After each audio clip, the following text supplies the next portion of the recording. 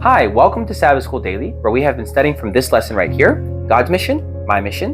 This week we're studying from lesson number 12, which has the title, Esther and Mordecai, and today is Wednesday's lesson, which has the title, For Such a Time as This. I truly believe that the text that we're going to be studying today is one of the most sublime texts in the entire Bible. It reveals a moment of Esther's life where she had to depend on God over everything, even in the face of death. The context that the lesson provides for us here in the first paragraph is extremely insightful. Look at what it says. When Mordecai contacted Esther for her help, she had been married to Ahasuerus for several years. But there was a law in Persia that no one could come to the king's throne without an express invitation from the king. Anyone who didn't respect this rule risked death. Esther, knowing the risk, went to the throne room anyway, uninvited. Here we see a moment where Esther could have sat back. She could have thought, well, this isn't really for me. Who am I to say anything? Who am I to do anything? It would be better if I just sit in the background and allow Mordecai and everyone else to kind of deal with this problem. But when Mordecai comes to her and reveals his request, reveals his worry to her, she doesn't shy back. In Esther chapter 4, verse 13 and 14, we see exactly what Mordecai said to her. And Mordecai told them to answer Esther, "Do not think in your heart that you will escape in the king's palace any more than all the other Jews. For if you remain completely silent at this time, relief and deliverance will arise for the Jews from another place, but you and your father's house will perish. Yet, who knows whether you have come to the kingdom for such a time as this?" She could have sat back, but that would mean that she would be excluding herself from the promises that God had made for her people. She would be acting as a coward. While the Lord could and would find a way to deliver his people from the hands of Haman and the Persians, she would be excluded from that deliverance because she had decided to exclude herself.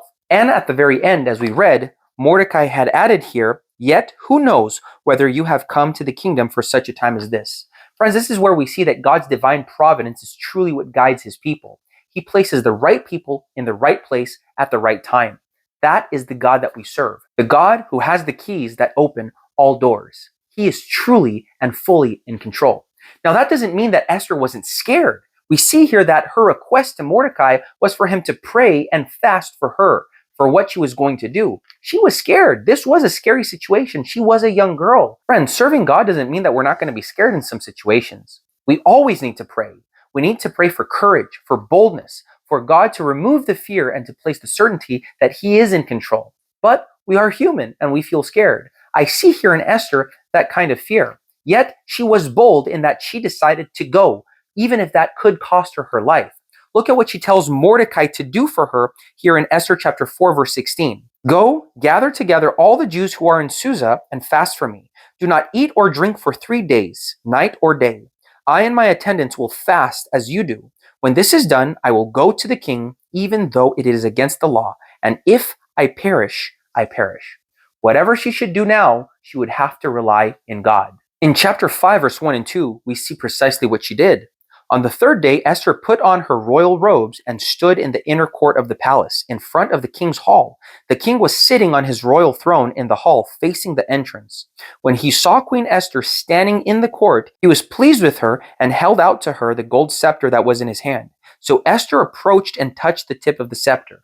This reveals the deliverance that God worked here because the king accepted her uninvited visit to him. You know, the most recurrent command that God gives his children in the Bible is to not fear. Fear not, he says over and over again. Now, I think that goes beyond just the feeling. It has to do with the action. After all, it's difficult sometimes not to fear. I'm sure that in several of the extreme instances where God's people are going through extreme things in Scripture, they at least have some butterflies in their stomach. I'm sure that Joseph wasn't overjoyed when he was being dragged to be a slave in Egypt. I can read in the Bible that Moses wasn't the most enthusiastic man when ordered to go and deliver millions of people from Egypt. And yet, these people, encouraged by the Lord, went. And they worked works of omnipotence. As we study Scripture, we also learn that today we are called to be bold and courageous in moments where anyone else's heart would melt.